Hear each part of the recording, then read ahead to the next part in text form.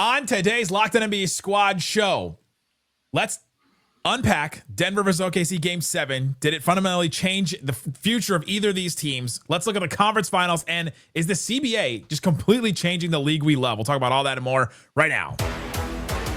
And welcome to the Locked On NBA Squad show. My name is Nick Engstad, host of Locked On Mavericks. This is the Squad show. We take over the feed of your favorite Locked On shows. It's an open invite for any host to join and talk about anything they want in the NBA. Joining me from Locked On Jazz, that's right, David Locke.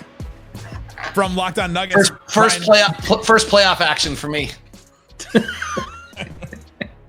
From Locked On Nuggets, for Nick too, by the way. Ryan Blackburn. Yeah, I also did not participate in any playoff stuff. And from Locked On Nuggets, Ryland Styles. Others may join as well as we go along here. And gentlemen, we may end up with somewhere completely different, but let's start with Game 7. I've been looking at a lot of the Game 7s recently. There's a Reddit post that caught my eye. Game 7 disappointments. Over the last 12 Game 7s, 10 of them have been decided by double digits. And you have margins like, if you remember Mavs Suns from a couple years ago, you had like Celtics over the Sixers in like a 40-point game. You had the Nuggets lost to the Wolves last year in the Game 7. That was a pretty big one. And then this one is, we say some of the best words in sports is Game 7. Are we overhyping Game 7s, or is it just like it breaks open at a certain point? I'll say tremendously overhyped. There's no reason for anybody to think anything about Game 7s ever at all. No, it's just so like the funny thing is Denver's played 2 Game 7s in these playoffs, and the first one that they played against the Clippers, they blew them out.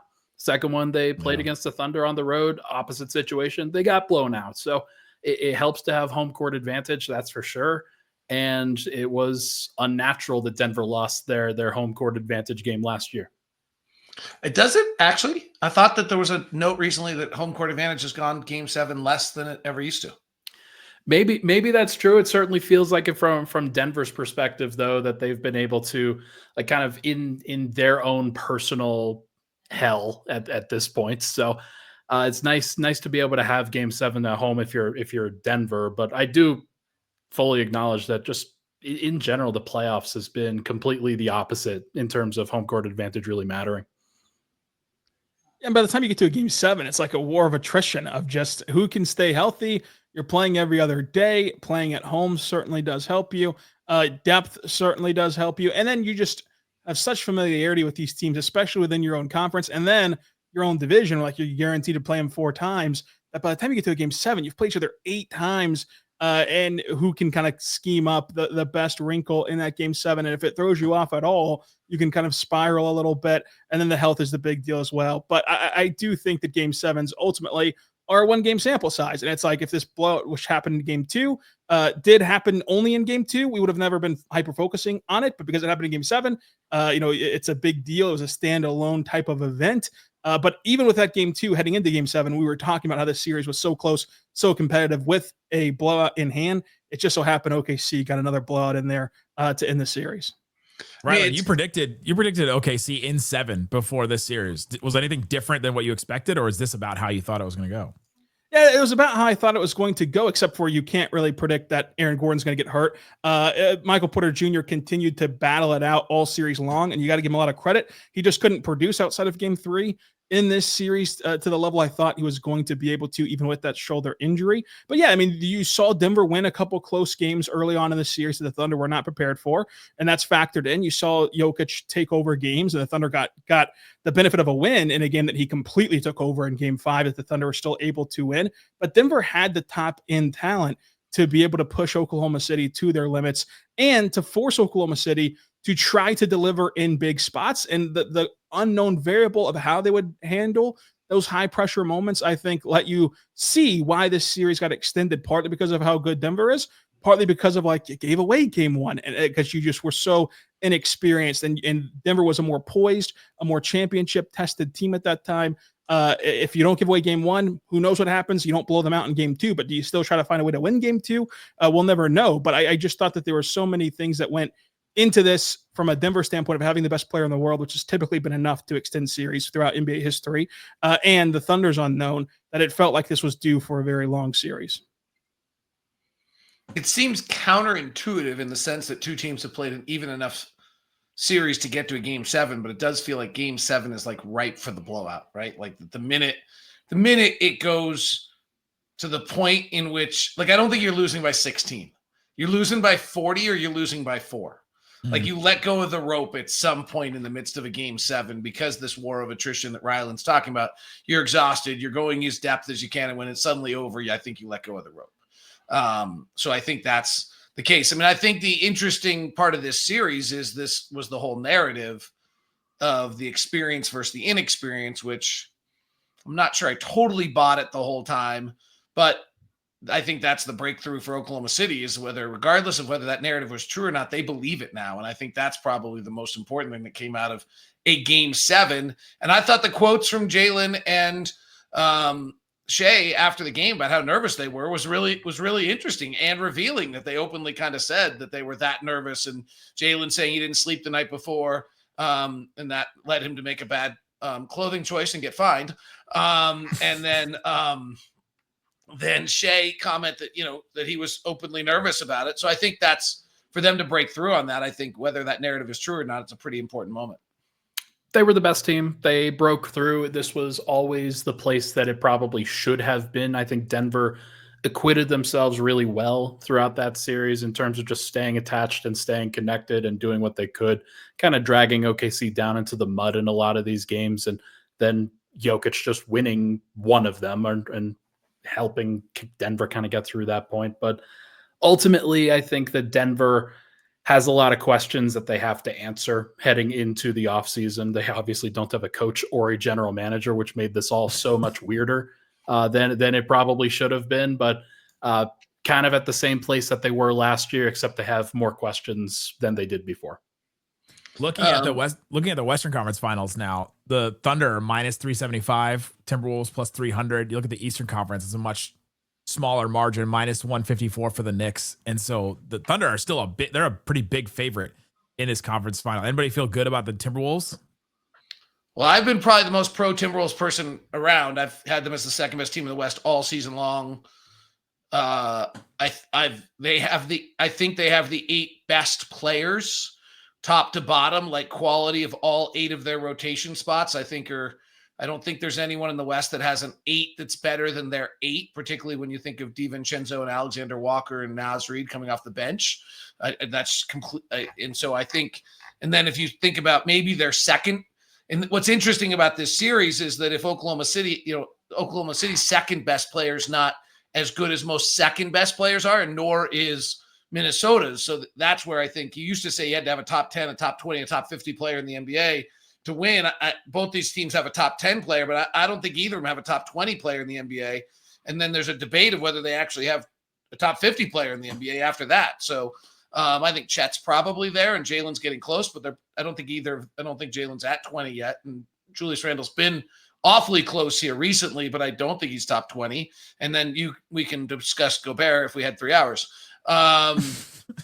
So would we be involved in that conversation? How many times would screen assists come up in that conversation? Right, exactly. I wonder. So I don't know. I think that's, the one thing I would say on this series, particularly to this matchup, is Minnesota's weakness is that their offense can go really wonky and they turn the ball over. And that's Oklahoma City's strength. I thought Ryland made a good point on Locked On Sports today that the Warriors used to kind of bludgeon you with their defense into like these threes and into this kind of, and suddenly be on a 14-0 run, that Oklahoma City does it with a flurry of turnovers they create. And you end up in this kind of whirlwind of turnovers. I think that'll be the same thing in this series, that's Minnesota's weakness. And I just don't know how Mike Conley plays in this series. I think those are the two things that sway me here to believe that my worst nightmare in life is going to happen. And that's Oklahoma City advancing to the NBA Finals. Oh. Could you, by the way, Ryland, one thing. So it was fine when your fan base didn't know anything about the NBA and did this cute little collegiate bullcrap where they stood until their team scored every night. So 1, it's backwards and stupid and wrong. And 2, you're now like an NBA Finals fandom. So can you please stop that? Because you should be doing it the other way. The Mavs do that too now. The Mavs, the Nuggets, they do this. We definitely do that too. It's the stupidest thing. Why do fan bases do this? It's backwards. Because if your team goes on a drought and you have to call timeout and you're down 9-0, you're standing during the timeout looking like a fool. It's totally backwards. There's been a lot of that before. I was gonna say there was definitely a Mavs game this year where they stood for like 5 minutes to start the game. It's the stupidest thing. Who started this absurdity? The Thunder, and other people followed. Trendsetters, David. Trendsetters. Wear your shirts. Be loud. Be proud. All the Thunder fans do is just follow. They'll boo. Somebody next to them does. They'll all wear their shirts. Hey, the Brian Burns marketing machine. I know the guy who's behind it. He's the best there is. I'm all for it. Like, the shirts are amazing. It's incredible. Just sit down. Or stand until your team allows a basket and then sit down, because that would be the right way to do it, particularly now that you're good. It was cute when you were bad, but now you're good. Don't do that anymore. If somebody did sit down, the camera would go to them and like put them on the Jumbotron like they do with the shirts at the beginning, like before the game, pregame.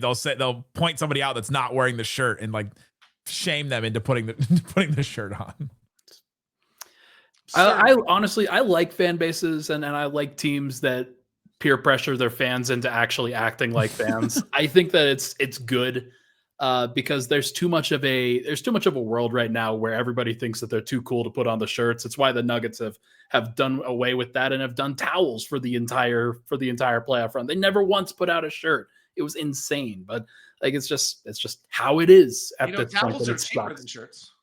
Yeah, very much cheaper, very less effective. If you have a towel waving around, can you really make ample noise that you want to make? They wave those towels like nobody's business. I'll call them a team full of DeAndre Jordans right there. Let's go. If you want to talk about backwards ways of living, we can talk about Denver all we want to. But for now, let's talk about the Western Conference Finals, where the Thunder have a great chance. I think that the odds are a bit too wide in this series. I think that Minnesota matches up really well with OKC. They can do similar things that OKC likes to do, which they can use to turn it against them. It'll come down to turnovers and 3-point shot making. Like Minnesota's going to be able to create some open threes because of the way OKC plays defense. OKC will as well.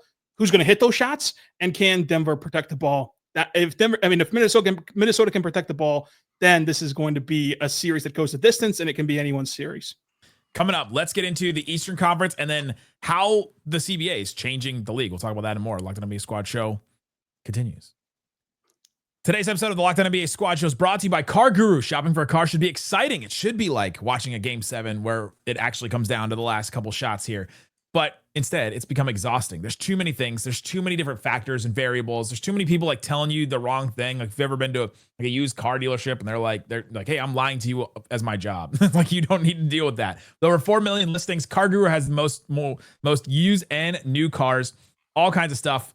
They have more than any other major online marketplace in the US. They verify dealers, they provide real price analysis, and give you the tools and data you need to make the right choice, because it's a really big choice to make in your life. A car, you're gonna drive it every day and you're gonna pay a lot of money for it.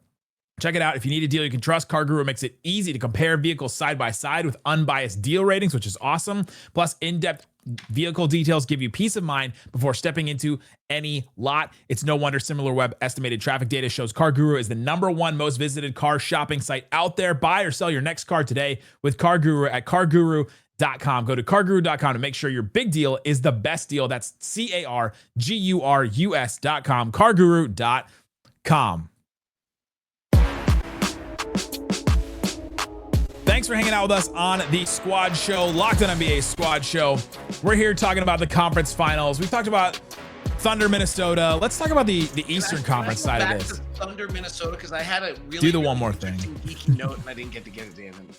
Go for it. Is it about Gobert? No. Oh, okay. So during the regular season, the Thunder had the 4th best half-court offense, and Minnesota had the 13th best. So it seems like this huge variation, and really important in this series because Oklahoma City had the #1 half-court defense and Minnesota had the #2 half-court defense. But if you dig into it a little bit and you go up against only top 10 defenses, then their offenses in the half-court basically equalize. So I think that's an interesting little note. Like the Thunder's offense was better all year, but clearly feasted on bad defenses, whereas Minnesota actually played a little bit like they were actually a little bit better. They're not the exact same, but they're close. I mean, Oklahoma City is the 6th best half-court offense, and Minnesota is now the 9th best half-court offense when going against a top 10 defense. And I thought that was just kind of an interesting little note. And the other one is that Oklahoma City really stopped offensive rebounding against elite defensive teams, where Minnesota, that's actually kind of what they did, is they pounded the glass against elite defensive teams, and that is a Oklahoma City weakness. So worth keeping an eye on. That's clearly something, of course, that they would do in this round against a team like OKC, where Chet Holmgren was a little bit smaller. You can be bullied under, and especially with OKC probably going with one big in a lot of these lineups that they're going to throw out there. So they'll be playing small, OKC will, and Minnesota is just, they're just so naturally physically gifted, large, athletic, physical, that's a team that is going to put a lot of pressure on OKC in a way that Denver just couldn't. Well, I don't think they want to play two bigs because then Rudy can stay around the basket. Yeah. You're going to have to go solo big and trust Caruso, trust J-Dub onto Randall, and Rudy's a non-factor offensively at the rim, with Chet there to deter him. So I think that's where Minnesota could make up some of that margin and really dominate on the glass and in second chance points, which are going to be a premium with how good these defenses are.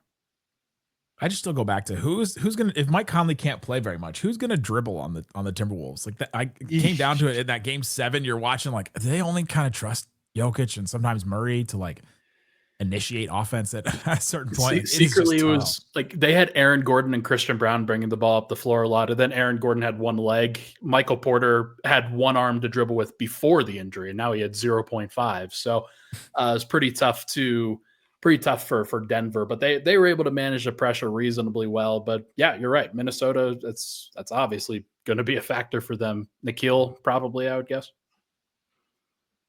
Interesting. On the East side of things, Pacers versus Knicks. What are your big questions? Anybody have a feeling? I guess what FanDuel said, that the Knicks are minus 154, so not like a huge favorite, but are the favorite. Some public money, of course, coming in for the Knicks, but I really like the Pacers, man. They've been really, really impressive. They have so much depth. They have so many layers that they can throw at these teams. And Haliburton is, as long as he is getting free and getting downhill consistently, that Pacers offense is going to cook. They just are. So that really does seem like the battle to me. Can Mikal Bridges, Josh Hart, OG Anunoby, can those guys prevent Tyrese Haliburton from going right? I don't know. Like he is pretty good at it.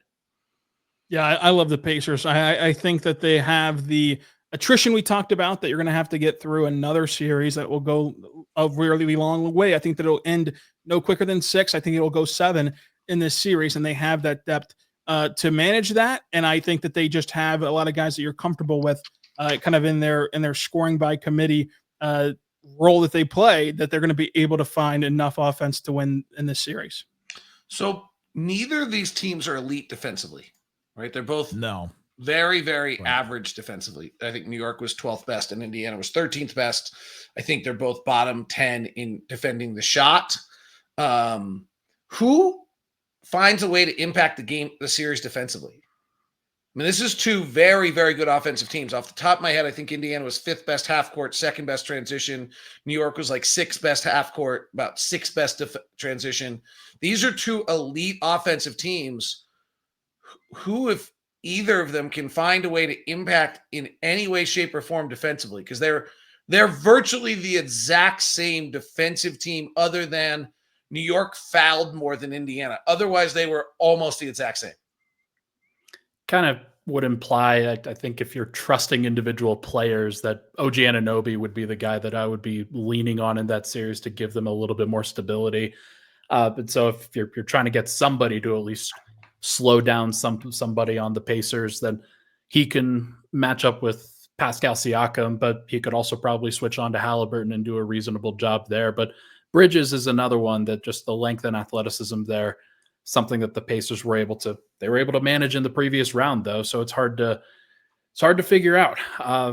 That is going to be a tremendous matchup, but also one that should be very high scoring. Actually, I mean, I think Minnesota and Oklahoma City are the two best teams that are left. And I actually think that series could be horrific to watch. Yeah. Like half-court possessions could just turn into Ant or Shai going one-on-one with just nothing else, because the other teams are so good defensively. Both those teams, whereas Indiana, New York might be just a frolicking, fun, up and down, awesome series to watch. Frolicking? Is that what you call what Jalen Brunson does? Is that he learned from one of the best? I will say, as a Jazz fan, the fact that Jalen Brunson kicked our ass and beat us in a playoff series with Luka does not look nearly as ridiculous as it did at the time.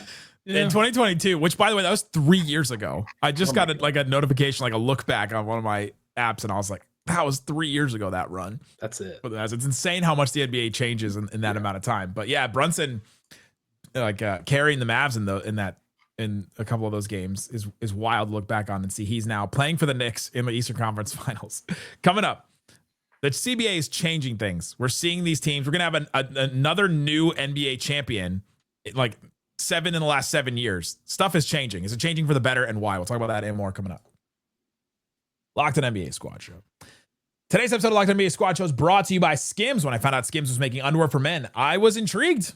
The copy says that, and it's true. I was intrigued.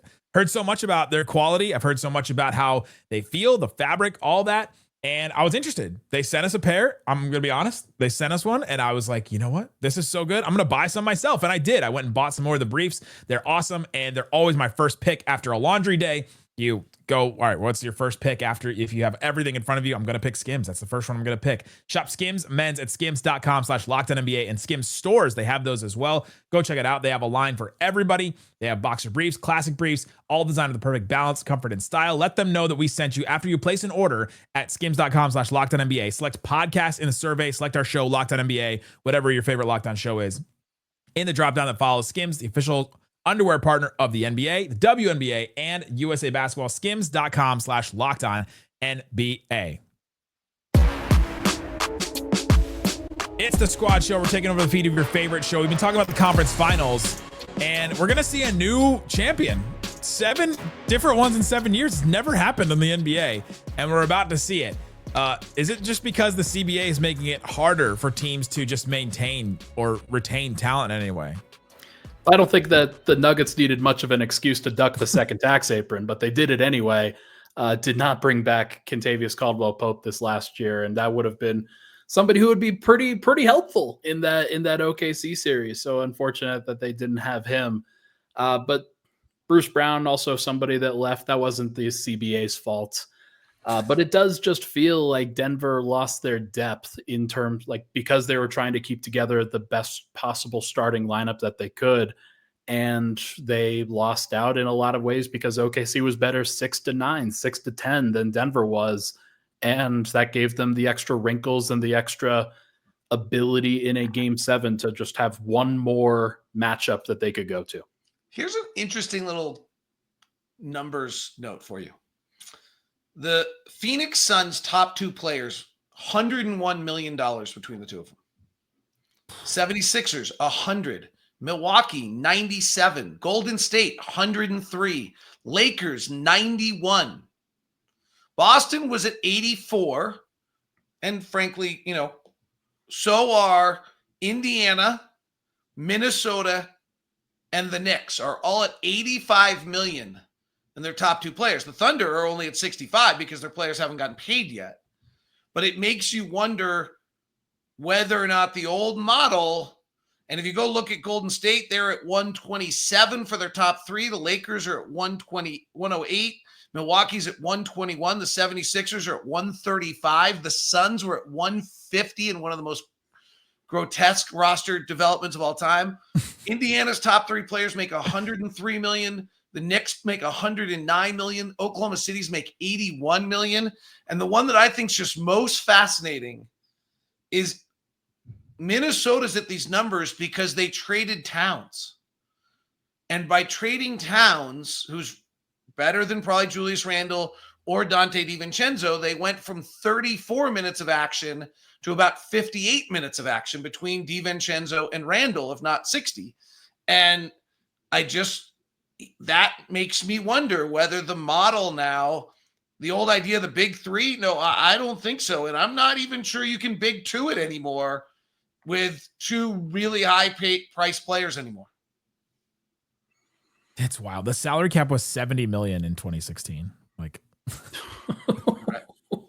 It was 58 million in 2014. Like, just looking at those numbers, they have increased so much, and the percentage of what a max player is increased so much.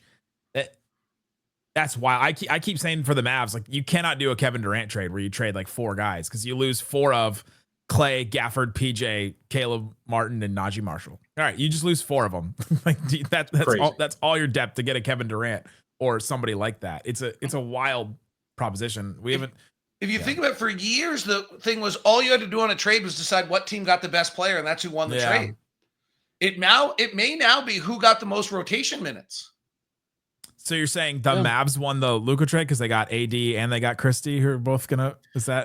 Many are saying AD gets 0. Yeah, AD doesn't play, so that's tough. But I think that it also is came back this year. He could have shut it down, guys. Well, sure. I do also think that, to David's point, it's a financial thing, also a minutes played thing of like it or not, the sport now is more taxing than it used to be in different ways, right? Used to be, it was so taxing because guys were taking trains to the games and they were playing back-to-backs every night. And but now it's like, doing that. But now it's like, the physical nature of the game, the explosiveness, the science that you put your body through in a game that you can track is so different that it just wears you out. And they haven't lessened the 82 game schedule, and they haven't let these series breathe more. And so, yeah, Denver, like, they don't have depth. They also had a team good enough to win. Like, Aaron Gordon was their 3rd best player this series, and he turned into a non-factor in game 7 solely because he popped his hamstring in game 6, and they didn't have anyone else to go to. So, like, you need depth because inevitably you're going to need to rely on it. Thanks for the reminder, Ryland. Really How many times can we bring up that the Nuggets lost that game 7? It's like every segment. We just keep going back. Keep dipping back into that. It's my new Luka trade. Great. We brought that up. We brought that up too at a certain point. Well, no, Matt Moore was like, Ryan and I will just sit over here and enjoy ourselves in the Rocky Mountains. You bring up the lottery every time you can, Nick. Ryland, you bring up game 7, and we'll just sit over here in the Rocky Mountains and enjoy ourselves. By the way, there's a snowstorm coming, Ryan. You'll be pretty pleased with that. I'll make sure to bring my sweatshirt and shorts, which is the national Colorado weather for a snowstorm in July. It was 90 degrees here in Dallas. We got the rigged lottery. The referendum on tanking, I think, is far overblown, though. I think that you should, like, what's Utah supposed to do? Like, yes, they got screwed by the results of the lottery, but like, the math is the math, and they put themselves in the very best chance to go get the very best player that they could possibly net in any transactional window. Their very best chance of netting a really high caliber player was from the draft lottery and getting Cooper Flagg. So they're going to have to do it again. They're going to have to go tank again and hope that they get lottery luck. The same thing happened to the Thunder, by the way. Like, they had a chance in their first tanking year to get 2 top 5 picks. They get none, and they get Josh Giddey. Like, yeah, that sucked in the moment. They went back to the well, and then they end up with Chet at number 2, and they end up getting J-Dub at number 12, and then they continue to move on from there, and then we see what their team is now. But it's like, it's not a point and laugh at Utah. It's like, oh, the numbers screwed them. Like, the math and ping pong balls screwed them. They've got to just do this whole thing again. Well, what's fascinating is if we look at the final 4 teams, there's only one free agent of any element in any of these 4 teams, right? The only free agent they hired his dad is Jalen Brunson to the Knicks, and everything else. Hartenstein. All roads lead from the Mavericks. Right. I mean, Hartenstein's an interesting one to our past conversation. Of the only team that could afford to give Hartenstein $30 million was the Thunder, who had a bunch of young talent that they don't have to pay, and they gave it to him for 2 years. Like, it's a really brilliant move by Sam Presti. But to our point of, like, none of the other teams in the league could afford to pay Hartenstein $30 million because of what we're talking about with depth. Your only way you're building your teams now, really, if you look at the big moves on all these rosters, it's the Pascal Siakam trade that put Indiana into another level. It's the Julius Randle, Karl Anthony Towns trade, but also it's really the Rudy Gobert trade that has gotten them to the conference finals 2 years in a row. Like, you go walk through these, it's pretty interesting to see that they're, and then you could probably decide it's the OG Anunoby, Mikal Bridges trade from the Knicks. Like, it's a trade league now, and you either are acquiring draft assets through trades or you're acquiring players through trades. What's Cooper Flagg's dad doing in these days? I Might try to loop him Celtics into already. the Nuggets organization. Mr. Flag, he's like our age, isn't he? I have no idea. Actually, that's funny. And he's not my age, Nick. He might be up top's age. You know what Cooper Flag's dad does? No. Works for the Celtics. Nothing now. Oh yeah. Hey, good call. I wouldn't do it either. He was Good a gig if you can sports get it. management student at University of Maine. So he's got a background. There's no reason why an NBA team shouldn't be hiring him. Special advisor. Let's go. Oh man, to the business office or whoever else. I love it. That should be the next Locked On Mavs. Should the Mavs get ahead of this and hire him right now? Just say, you know what? You've hired your dad 5 years ahead of time. Do you know what Nico Harrison said his timeline is for? It's 3 years. That's what he It should said be a his time- day. That's what he said his timeline is. Are you going to hold him to it? I mean, it is what it is. His contract is 3 years, so we'll see. Calvin Booth's contract was 3 years, and the first year was really good. First year of Nico Harrison was really good. They made the finals. It was all downhill since, huh? They made the finals. Parallels all around. Absolutely Who's your GM wild. going to be, Ryan? They think Ben Tenzer's gonna pop in there. He's the interim right now. They think they're gonna just bring him on from within, but I don't know if that's necessarily the right call. You need somebody who can connect with some free agents and trades, and Denver just feels comfortable spinning their tires and doing nothing. I have a guy who has connections all over the league, lots of relationships with players. Nicholas Harrison. He needs- He should rebrand. He should take a new job and rebrand as Nicholas Harrison. And, Just go. All right, go check out all the great shows all throughout Locked On. There's a link in the description wherever you're listening and watching this. You can find Locked On Jazz, Locked On Nuggets, Locked On Thunder, Locked On Mavs, and all the other great shows all throughout Locked On NBA. Go also check out the Locked On Daily Show, Locked On NBA Game Night, Locked On NBA Daily. Great stuff all the time on the Locked On NBA feed. Guys, thanks for listening to Locked On NBA Squad.